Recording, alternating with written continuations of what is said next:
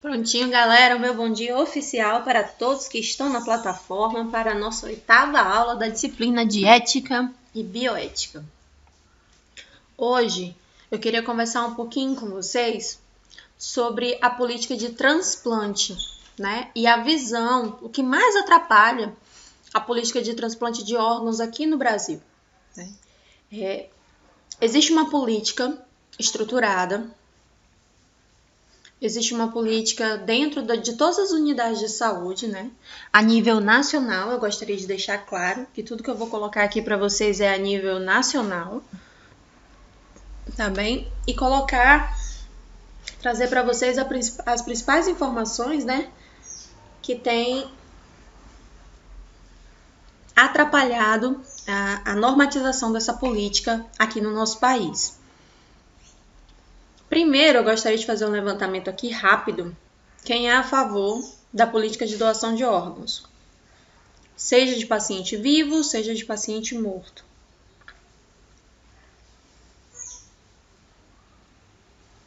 Um, dois, três,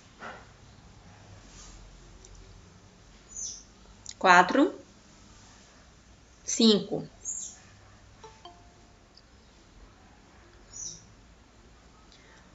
Bom dia, Agnes. Fala aqui pra gente se tu é a favor ou contra a doação de órgãos. Kleber é a favor. Tu tá onde, Kleber, pra estar dia de 95?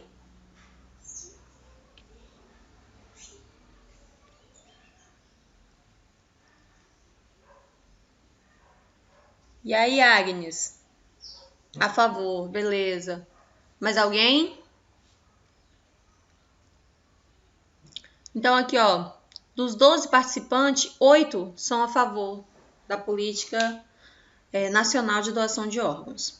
Existe, né, ferramentas para doação de órgãos de pessoa viva e existe ferramentas para doação de órgãos com pessoa morta, né, doação de cadáver.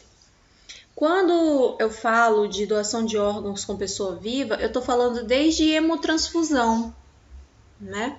Quem aqui já viu várias vezes nos jornais, agora a rede social tem ajudado bastante, as pessoas divulgando a necessidade de tipagem sanguínea, né? E tem alguns tipos de sangue que são mais difíceis de encontrar aqui no Acre, por exemplo, o sangue O negativo, né? Uma pessoa que tem o sangue do tipo O negativo, ela é doadora universal, porém ela só recebe dele mesmo, né? Então é mais difícil encontrar quando uma pessoa que está precisando da hemotransfusão, ela é do tipo O negativo, né? E para facilitar a minha vida, eu sou O negativo. Então nem pode, né, tá doando tanto assim. A gente só pode doar quando é uma pessoa específica. Por exemplo, alguém sofre um acidente e eu quero doar sangue. Eu não posso. Quando eu chego lá, que eles observam que o meu sangue é O negativo, eu fico no cadastro. E eu só posso doar quando alguém que tenha sangue O negativo estiver precisando. Porque é um sangue difícil de encontrar aqui no estado do Acre. E a maioria das pessoas que tem tipagem sanguínea O negativa, elas têm alguma doença viral, né? Porque, para quem não sabe, aqui no Acre é endêmico as hepatites, né? Então, a maioria da população possui ao longo da vida algum tipo de hepatite, fora as outras doenças virais, né, que estão por aí. Então, a política de doação de órgãos também envolve a política de hemotransfusão.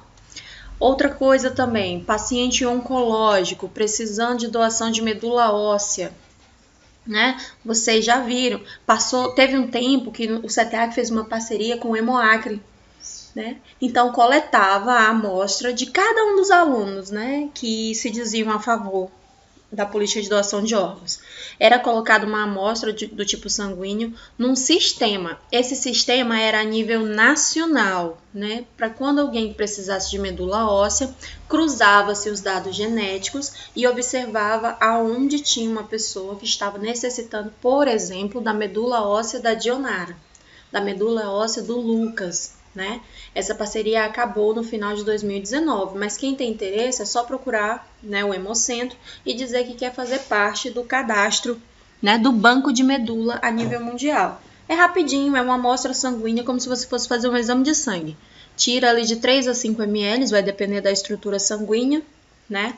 E você vai lá e deixa essa amostra e fica lá no cadastro. Então, assim, foi na época, encontrou um paciente na Jamaica que precisava. E como assim? O paciente está precisando de você, ele não tem condições de viajar. Então, quem viaja é o doador. Né? É um procedimento rápido, porém é um procedimento invasivo e é um procedimento doloroso. Isso para a parte de doação, né? Mas é algo que você consegue fazer ainda em vida. Trabalhei no Hospital do Câncer um tempo e eu percebo o quanto que isso é importante para aquele tipo de paciente, né? Acompanhei vários pacientes no preparo para o transplante e depois do transplante, né? E aumenta a chance de vida dos pacientes em 90%. A chance de sobrevida, né? Então isso é muito legal. E pra gente que trabalha na área da saúde, poder ajudar dessa forma, com uma pequena contribuição, é de valor inestimável, tá bem? Então, quem é a favor, busca, né, conversar sobre esse tipo de assunto, busca se inteirar acerca das políticas, e principalmente aqui no Acre, e começa a fazer parte, porque as pessoas que estão lá na fila, elas necessitam, né? Tem outro tipo de transplante também, que pode ser realizado com a pessoa viva, que é o transplante de rim, porque o rim são órgãos duplos, né? Nós conseguimos sobreviver com um rim apenas. Então, nós podemos doar um rim. É feito um acompanhamento antes, tá bem? Você passa por um acompanhamento psicológico, não é assim do nada. Ai, meu filho tá doente, meu pai tá doente, meu irmão tá doente, meu avô tá doente, eu vou doar um órgão. Não é assim. Fígado também, Lucas. Fígado, você doa uma parte, né? É parcial. Tem algumas pessoas, alguns pacientes que necessitam do fígado inteiro. Mas como o fígado ele se regenera, então a gente pode retirar um pedaço e implantar esse pedaço, né, no outro paciente. O problema dessa técnica é o nível de rejeição. Né? O transplante hepático hoje é o que apresenta o maior índice de rejeição. Esse é o único problema, essa é a única contraindicação dela. Mas a pessoa que é transplantada, ela toma imunossupressores, ou seja, ela tem a imunidade dela comprometida, né, de uma forma proposital, por ação farmacológica. E é por isso que as pessoas transplantadas, elas fazem parte do grupo de risco, porque a imunidade delas é comprometida, tá bem? Elas não podem desenvolver uma imunidade normal, porque se elas desenvolvem, aumenta a chance de rejeição. Ora, meu corpo não é uma máquina perfeita, incrível, sensacional, né? Ela funciona de forma excepcional. Se tem um corpo estranho, ela reconhece, né? Um transplante de órgão é um corpo estranho introduzido no organismo, né? Por mais que seja compatível, mas o meu corpo ele desencadeia uma reação alérgica, uma relação anafilática de expulsão. E a gente chama isso de rejeição do órgão. Para que isso não ocorra, o que é que os médicos fazem? Eles colocam medicamento no cotidiano daquela pessoa, medicamento que nós chamamos do grupo dos imunossupressores, ou seja, eles diminuem, né, as chances do organismo de estabelecer uma barreira, né, uma barreira de proteção dentro do organismo desse indivíduo. Então, uma pessoa transplantada, ela não pode se expor a agravos, como, por exemplo, o Covid, né? Ela tem que se cuidar um pouquinho melhor. Tem uma pessoa que é transplantada do meu convívio. Ela adquiriu Covid. Por sorte, ela ficou sabendo logo no início dos primeiros sintomas, né? Teve uma internação. Essa internação ele obteve sucesso e não evoluiu para o óbito. Mas os médicos foram categóricos com ele. Falou assim, olha, sorte. Muita sorte, porque pela quantidade de medicamento que você toma para baixar a sua imunidade, o vírus teria feito a festa. Porém, ele pegou a forma leve da doença. Só que a forma leve da doença levou ele a uma internação e levou ele ao tubo. Com a forma leve da doença, uma pessoa, porque ele é imunodeprimido, né? A imunidade dele é baixa. Quando a gente fala de depressão, a gente fala para baixo, né? Uma imunodepressão. Então, aqui no Brasil, professor, de que eu preciso para eu ser doador de órgãos? Eu não sei se vocês lembram, eu acredito que não, porque nessa turma aqui só tem criancinha, né? Todo mundo novinho. Acho que o Kleber vai lembrar. Não que o Kleber seja velho, é que o Kleber, ele tá ali na casa da minha idade, eu tenho certeza. Antes, quando a gente ia tirar a carteira de identidade, tinha lá em cima bem bonitinho, doador de órgãos, não doador de órgãos. Eu lembro que a primeira vez que eu fui tirar minha identidade foi naquele projeto cidadão. Minha mãe me levou, né? E aí, quando chegou lá, a mulher perguntou pra mim, eu era criança, tinha 10 anos. Aí a mulher perguntou assim pra mim, você é doadora de órgãos? Eu falei, eu sou doadora de órgãos. Minha mãe me deu uma bifa, assim, sabe aquele pedal Rubinho na cabeça? Assim, por trás? A minha mãe me deu um daquele, um peteleco. Você é louca, você não é doadora de órgãos, porcaria nenhuma. Aí a mulher fingiu que não viu, né? Eu também fingi que nada aconteceu. Quando eu fui buscar a identidade com a minha mãe, assim, uns 30, 40 dias depois, eu não lembro como é que era antes, eu sei que demorava, não saía na hora que nem é hoje, não. Quando eu fui lá buscar, tava bem grandão, assim, em cima, doadora de órgãos. Gente, aquilo era o meu orgulho, eu achava aquilo lindo. Sabe o que minha mãe fez? Fez voltar e trocar, porque eu era menor de idade e quem respondia por mim era ela. Aí eu falei assim, tudo bem, quando eu fizer 18 anos eu vou colocar. Só que aí quando eu fiz 18 anos já tinha mudado a política. Por quê? Né? Já tinha fake news naquela época, gente. Já tinha fake news, o negócio ficou... O que eles colocaram, né? Colocaram na cabeça da população, algum desavisado fez esse desserviço para a comunidade, no geral, assim como estão fazendo hoje, vários desserviços. E falaram que se tivesse na identidade que você era doador de órgãos, quando você fosse pro hospital, você até tinha chance de sobrevida, mas eles não iriam investir porque você era doador de órgãos, então eles retirariam seus órgãos e iriam entregar para outra pessoa que necessitasse. E essa outra pessoa que necessitava, ela poderia até pagar um valor. Então, assim, seria um tráfico de órgãos. Gente... Isso gerou um boom. As pessoas começaram a ficar com medo. Ninguém falava mais desse assunto. Aquela confusão. Baixou-se então um decreto em que não era necessário, né, ter em algum documento e não é necessário o paciente deixar algo por escrito. O que ele precisa fazer é dizer para a sua família qual é o seu desejo. E para essa família, minha gente, tem que ser alguém que vá realmente cumprir com o seu desejo. Na minha família, faleceu em 2014 uma pessoa jovem, né, que tinha possibilidade total de captação de órgãos. Todas as possibilidades do universo. E eu, né, que era muito próxima, sabia que ela tinha esse desejo. Mas a mãe, que era representante legal, disse que não. Então, não foram doados os órgãos. Não foi executado o desejo do paciente. Né? E a gente lembra do princípio da autonomia e do nosso respeito até com o pós-morte, né? É desde a concepção, tá no nosso juramento, é desde a concepção até o pós-morte. Então, para mim, que já era da área da enfermagem, foi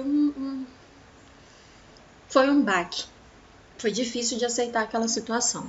Então, vocês, meu povo, que são a favor, começa a conversar agora com a família de vocês. As pessoas têm uma dificuldade absurda de conversar sobre um momento que é a única certeza que nós temos. É a única certeza que nós temos. É que nós vamos morrer. É a única certeza da vida. Né? Então, vamos começar a conversar com os nossos familiares sobre essas questões. Vamos começar a dizer para os nossos familiares que nós temos sim, se for possível, que nós temos o desejo de doar órgãos. Por favor, aqui no Brasil não precisa deixar nada, nenhuma autorização, mas a família precisa autorizar. Quando a mulher é casada, né, ou o homem é casado no estado civil, fala para o cônjuge, porque é o cônjuge que decide. Né? Quando não são casados, são os pais quem decidem. Tá bem? E quando não tem mais os pais vivos e nem o cônjuge vivo, são os filhos quem decidem, ok? É um responsável legal. Então já começa a falar com essas pessoas. De vez em quando, assim, sei lá, no aniversário tá todo mundo reunido, aí fala, viva o Dionara! Aí fala assim, eu sou doador de órgãos, eu quero aqui deixar claro no meu discurso, né, que se alguma coisa acontecer comigo, eu sou doadora de órgãos. Então, por favor, lembrem os meus familiares caso alguma coisa aconteça. Eu fico rindo, eu sempre falo isso, né, nos meus aniversários, porque a gente tem que fazer isso. A gente tem que falar. Eu, como trabalho no hospital há um tempo, fiquei na assistência há um bom tempo. Gente, é tão difícil conversar sobre essas coisas com as famílias. A pessoa... Aí tem gente que fala assim, ó, lá e vem... Eu ouvi uma vez, lá e vem os urubu. A pessoa ainda nem morreu, né, ainda tá lutando pela vida e já quer os órgãos. Não vou doar, não quero saber. Então, assim, a pessoa no processo do luto, a negativa dela... Ai, Dionara, por favor, né, fala mesmo. A negativa dela é tão grande, mas tão grande, que ela nem se permite a conversar sobre aquele assunto. Então já sabe que no Brasil não precisa de nenhum documento, é apenas expressar o seu desejo, né? Então vamos lá, como é que funciona, né? É considerado como potencial doador os pacientes que tiveram morte cerebral ou morte encefálica. Em geral, as principais causas desse tipo de morte são traumatismo crânioencefálico, acidente vascular encefálico ou hemorrágico ou isquêmico, que é o AVC, para quem não sabe, encefalopatia anóxica, tá? Quando a pessoa tem alguma doença que afeta a função cerebral, tumor cerebral primário, tá? No Brasil, esse diagnóstico é definido por meio da resolução do CRF número 148/97. E nós devemos ser registrado no prontuário do paciente um termo de declaração de morte encefálica descrevendo todos os elementos do exame neurológico, a tabela de Glasgow. Quem faz isso é um médico neurologista, tá? Só pode atestar no Brasil morte encefálica a avaliação de um neuro, tá bem? Professora, qualquer outro médico pode detectar a morte cefálica? Qualquer médico pode detectar, mas laudar, né, fechar diagnóstico, precisa de uma avaliação de um neurologista, ok? Apenas ele pode fechar esse laudo. Assim como a gente faz vários outros exames, né, nesse paciente, para ter a certeza daquele diagnóstico. A morte cerebral tem como principal característica a ausência dos reflexos do tronco cerebral. Por isso, não há necessidade de um relatório médico comprovando o quadro do paciente, né?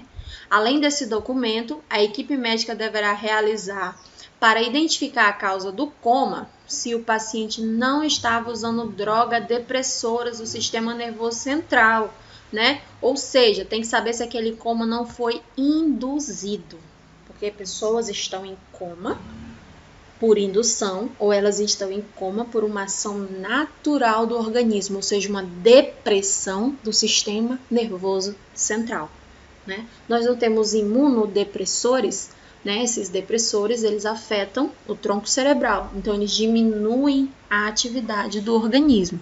Se a pessoa estava tomando medicação, ela não pode ser uma doadora, ok? Tem que fazer o desmame, a desintoxicação dos órgãos dela. Lembra quem fez farmacologia? Que tem a farmacodinâmica e a farmacocinética, ou seja, a droga entrando em contato direto com a corrente sanguínea, passando por todos os órgãos e irrigando todos eles, trazendo os seus benefícios e também os seus malefícios, que nós entendemos e chamamos isso de efeitos colaterais. Então vamos lá.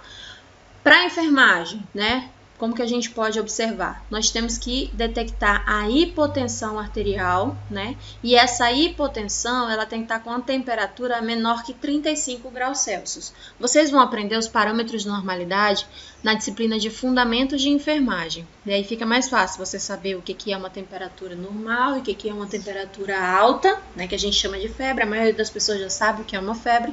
Ou quando a pessoa está com a temperatura baixa. E a pressão arterial também tem que estar baixa, porque isso justifica que a atividade cerebral está comprometida, não é?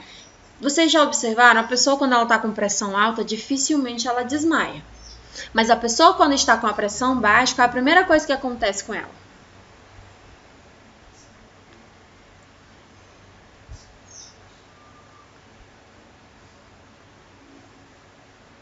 O cidadão teve uma queda de pressão.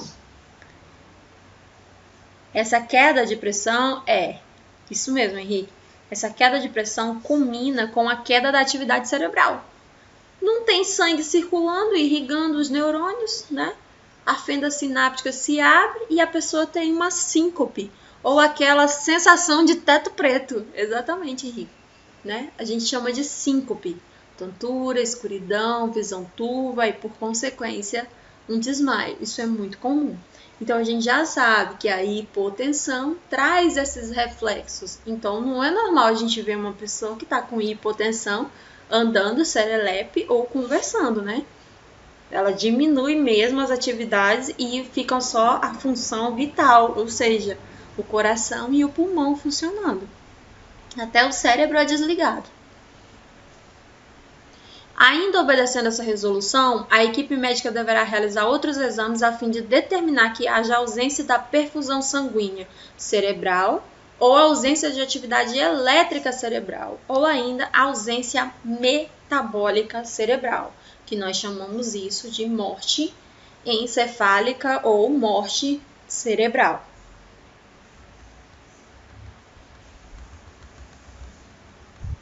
Depois desse diagnóstico todinho, né, da morte encefálica, morte cerebral, a equipe médica deve consultar a família do paciente e orientá-lo sobre o processo de doação de órgãos. Essa é a parte mais complicada. Nessa conversa, tem um médico, um enfermeiro, um assistente social e um psicólogo, para abordar a família com medidas estratégicas, tá bem?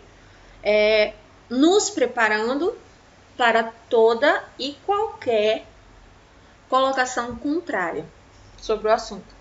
E as colocações contrárias vêm com narrativas absurdas.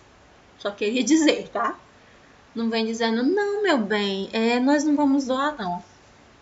Vem dizendo, bando de urubu, vocês querem matar o fulano para doar. Quem é? É o filho de vocês? É o pai de vocês? Porque as pessoas imaginam o quê? Que se a Dionara morreu hoje e eu pegar o coração dela, eu vou colocar no meu filho que tem 5 anos. Ou eu vou colocar na minha avó. Ou eu vou guardar na geladeira, né? E quando alguém da minha família precisar, eu tenho um coração. Aqui, menina, eu tinha um coração guardado aqui, faz tempo.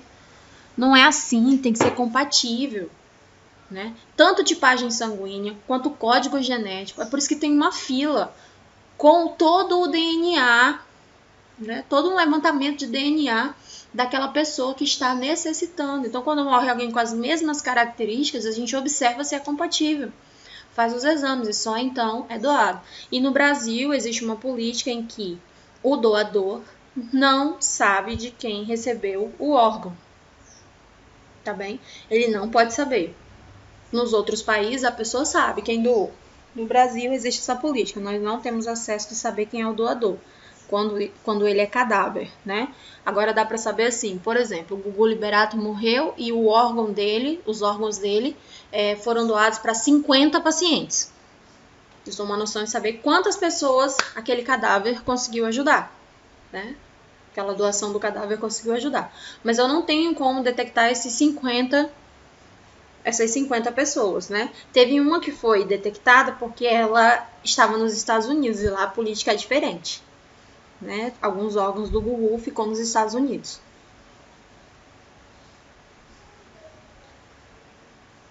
Tem sim, Lucas. Tem sigilo. Até porque algumas famílias podem não compreender o processo e podem confundir tudo, tá? É uma política que foi colocada pela Sociedade Brasileira de Psicologia, tá bem? Por exemplo, uma mãe... teve uma mulher no Rio Grande do Sul que o filho dela de 5 anos caiu da sacada. Ela doou todos os órgãos dele, né? Uma criança de 5 anos. O coração dele foi doado para uma outra criança da mesma idade, do mesmo sexo, com características fisiológicas, né? Muito próximas. Imagina essa mãe sentindo o coração do filho dela batendo no corpo de outra criança. Não é... A nível psicológico isso poderia deixar a cabeça dela muito doida, né? Então é melhor não saber. Você sabe que foi doado para uma criança que tem as mesmas características, mas você não sabe quem é essa criança, onde ela está, qual o estado, quem são os pais. Né? A política ela não determina, ela não autoriza que esses dados sejam divulgados. Então, depois que foi feito tudo isso, né, que foi detectado, foi determinado o óbito, foi conversado com a família e foi autorizado, cabe ao hospital, né, informar a central de notificação e captação e distribuição de órgãos. Ela tem a sigla CNCDOS, né? Central de Notificação e Captação de Distribuição de Órgãos, com o nome, a idade, a causa da morte, o hospital onde o paciente está internado, né? Com esses dados, né? E vale ressaltar, bom dia, Gabriel. Vale ressaltar que essa notificação às centrais, ela pode ser realizada independente do desejo da família de doar ou não o órgão, né? E da condição clínica em potencial do doador. Porque não adianta nada a família ser a favor, como uma vez, né? Estava lá no Hospital do Câncer e uma menina de 22 anos, ela evoluiu para óbito. Só que ela morreu de metástase. E o câncer dela era no sangue. Ou seja, todos os órgãos estavam comprometidos com células cancerígenas. E a família queria porque queria doar os órgãos dela. Então, o doador tem que estar em potencial para doar também. Ele não vai doar um órgão que não serve. Né? O órgão tem que estar saudável. Então, assim, quem que vai poder doar órgãos? Sei lá. Vamos ver aqui.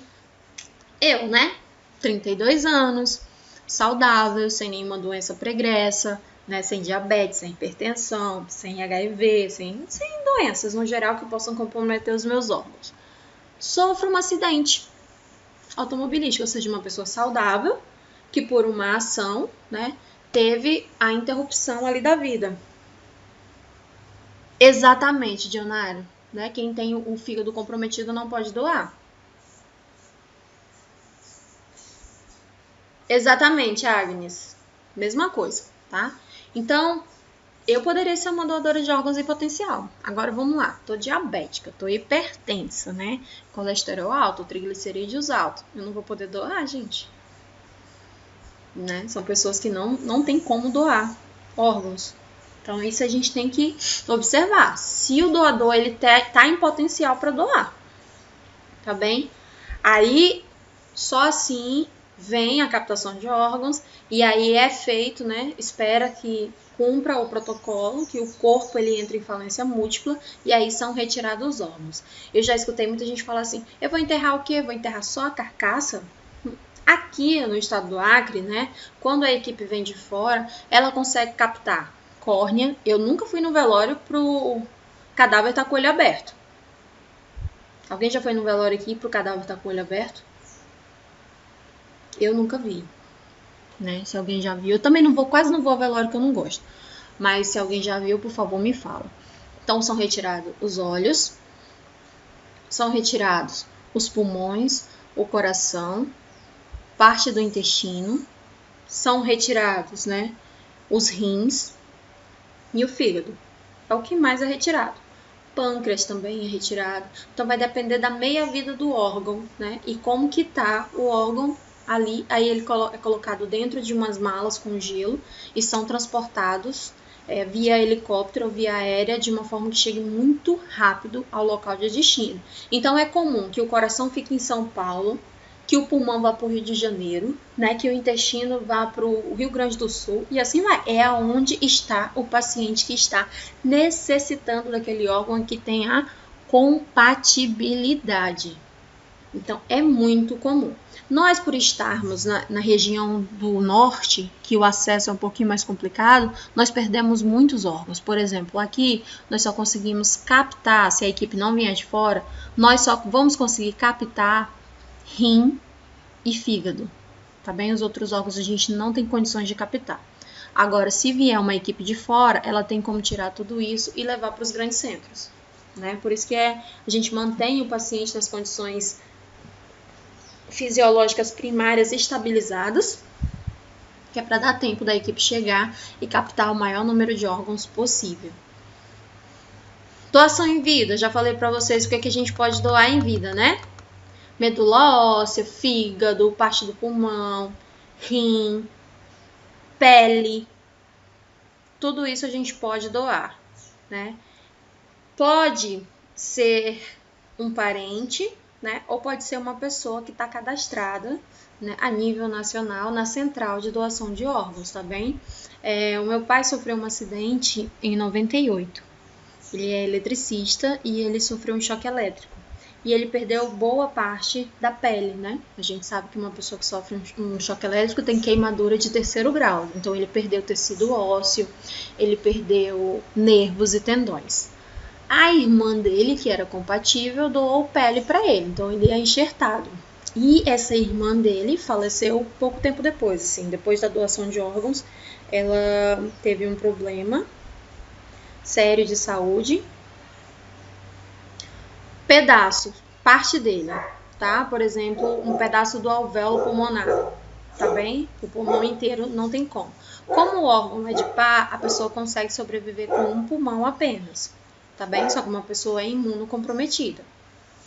Então, quando ela evoluiu para óbito, né, ficou um pouco dela ainda, ela faleceu com 26 anos de idade, ficou boa parte, meu pai brinca, né, que ficou boa parte das nádegas dela no corpo dele.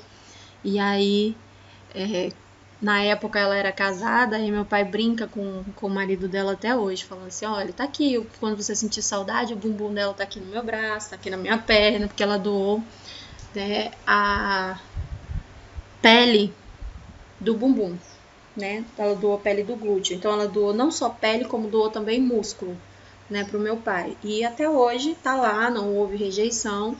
O meu pai tem, né, as cicatrizes, não das queimaduras, mas as cicatrizes do enxerto, de alguém que conseguiu ajudar ele, que por acaso era irmã dele. E não era irmã pai e mãe, era meia-irmã, né? Ou seja, a compatibilidade deu certo e ela não era uma irmã de carga genética de 100%. Era apenas de 50%. Ela era filha só do meu avô, no caso. Então, vamos lá. Quais são os órgãos que podem ser doados? Córnea, coração, pulmão, rim, fígado e pâncreas. Além dos ossos e da pele, né? Aí, qual é a principal implicação para a pessoa doar órgãos, né? É a recusa familiar. A principal implicação é o que faz com que percamos mais órgãos no Brasil, é a dificuldade das famílias entenderem que as pessoas que queriam doar, né, têm que ter o seu desejo respeitado até no pós-morte. Na família do meu marido agora, recente, faleceu uma pessoa que estava na fila aguardando o transplante cardíaco. E na família mesmo, tinham pessoas, mesmo vendo a situação, né, daquela pessoa sofrendo, esperando na fila do transplante, internada na UTI, já vinha lutando contra a doença de Chagas há muito tempo. Tinham pessoas que são contra, tem pessoas que são contra a doação de órgãos. Eu não consigo entender. Não consigo entender alguém cujo a família não conhece alguém próximo que nunca precisou de órgãos. Eu consigo entender. Mas alguém que tem na família, alguém necessitando, eu não consigo compreender. A minha compreensão humana não consegue alcançar, né? E eu não sei porque sou da assistência, fiquei no Hospital do Câncer muito tempo, lá as pessoas precisam muito de órgãos, né? Eu acho que eu sou a favor. Do contrário, talvez eu não fosse, né? Se eu não acompanhasse de perto o sofrimento das pessoas. Mas não sei, eu acho que tendo na família alguém que necessita, era pra gente olhar com uma percepção diferenciada, né? É uma questão de sobrevida, de humanidade. Mas infelizmente para algumas pessoas isso não é possível, né? E essa é a principal dificuldade que é encontrada no Brasil. No Ministério da Saúde, ele divulgou um dado dizendo que nós somos referência mundial na área dos transplantes e nós possuímos o maior sistema público de transplante do mundo. Maior sistema público de transplante do mundo. Todos nós sabemos que existe SUS em outros países, como por exemplo a Inglaterra, né? Saúde de primeiro mundo, SUS. Aqui no Brasil, SUS. Então, a política de captação e de transplante de órgãos é realizada pelo SUS. Professora, mas eu já vi, né, uma pessoa que foi transplantada lá na Unimed. Tudo bem, ela foi transplantada na Unimed, mas a captação de órgãos foi feita na atenção, né, terciária, lá na Fundação Hospitalar, que é o local que faz. Né, foi retirado lá. E essa pessoa estava internada já em um hospital que dê suporte para isso, né? Por exemplo, o Santa Juliana. Santa Juliana tem suporte, porque lá tem centro cirúrgico e lá tem UTI. E lá faz parceria com o SUS. Né? Então, a pessoa tem um plano de saúde da Unimed, estava internada em um hospital particular e foi realizado lá. Mas a política é SUS, tá bem? Isso pode acontecer porque o hospital tem parceria também com o SUS. Então, atualmente, nós temos 96% dos procedimentos em todo o nosso país são financiados pelo Sistema Único de Saúde, o SUS. Né? Em números mais absolutos, o Brasil é o segundo maior transplantador do mundo. O Brasil só está atrás hoje dos Estados Unidos, né? São dados recentes. Então, os pacientes recebem assistência integral e gratuita, incluindo os exames preparatórios, a cirurgia, o acompanhamento e os medicamentos pós-transplante pela rede pública, tá bem? Tudo isso é financiado pelo SUS e pelas secretarias estaduais de saúde, porque o repasse é federal, né? É o princípio da descentralização. É quando o Estado, a esfera federal, dá poder para os estados, para as secretarias estaduais, para que elas distribuam os seus recursos para os seus municípios. A doação pós-morte, né? Só é necessário que o paciente tenha tornado o seu desejo de ser doador nas suas atitudes, né? Para que a família tome a decisão para a doação. Se existir um doador em potencial, né? Pode ser uma vítima de acidente, com traumatismo crânioencefálico, com confirmação de morte cefálica e autorização da família para doação dos órgãos, né? Isso é realizado a captação. E depois disso, acontecem as seguintes ações. A central do transplante inicia os testes de compatibilidade entre o doador e os pacientes que são receptores, que aguardam, né, na lista de espera, que inclusive é muito grande. Quando existe mais de um receptor compatível, a decisão sobre quem receberá o órgão passa por critérios previamente estabelecidos, como tempo de espera e urgência do caso, tá bem? Digamos que um coração tem compatibilidade para 5 pacientes. Então, vamos observar quem é que está mais tempo na fila de espera e qual dessas pessoas que estão há mais tempo, qual deles é mais urgente, tá bem? Esse é o critério. E ainda tem um outro critério que é colocado, que são as chances, né? Quem tem mais chances de sobreviver. A central de transplante emite uma lista de potenciais receptores para cada órgão e comunica os hospitais e as equipes de transplantes responsáveis por esses pacientes. Aqui no Acre, nós temos uma equipe, né, do transplante de órgãos. A doutora Jarine ficou fazendo parte, a dona da escola ficou fazendo parte um tempo dessa equipe, né? Hoje quem está à frente é a doutora Ângela, mas tem sempre um médico responsável pela equipe. As equipes de transplante, junto à central de transplante, adotam as medidas necessárias, né, do meio de transplante, os cirurgiões, a equipe multidisciplinar, para viabilizar a retirada dos órgãos. Os órgãos são retirados e os transplantes, então, realizados em cada estado, né, de acordo com a necessidade dos pacientes. O que mais afeta, né, essa decisão dos familiares? A desinformação afasta os brasileiros da doação de órgãos de uma pessoa, e uma só pessoa pode salvar 50 vidas. A exemplo disso, nós temos a morte do Gugu Liberato, né, que fomentou um debate sobre essa questão. Porém, essa questão ainda é muito polêmica, né, principalmente, né, sendo nós já sabemos que o Brasil é um país onde a cultura e o conhecimento é pautado mais a nível teológico do que científico, é muito comum que as pessoas endossem sua opinião embasado na sua religião, não é? Então, essa é a nossa principal complicação hoje no Brasil, né, para captação de órgãos e para doação, mesmo sendo o segundo país no mundo a realizar essa prática, é a desinformação. né? Então, quem puder conversar, informar, orientar, bem-vindo ao grupo da saúde, porque é isso que nós fazemos na nossa vida o tempo inteiro, tá? Então, era isso que eu queria passar para vocês hoje, sobre essa questão da política de doação de órgãos, né? E como que nós precisamos fazer para nos tornarmos um doador de fato, né? É a repetição, é conversar. Hoje, como a gente tem rede social, divulga uma coisinha ou outra de vez em quando na rede social sobre, sei lá, o dia do doador, né? Coloca quando alguém estiver precisando de sangue, você coloca lá. Quando alguém estiver precisando de medula óssea, você coloca também. Seja um divulgador além de um doador.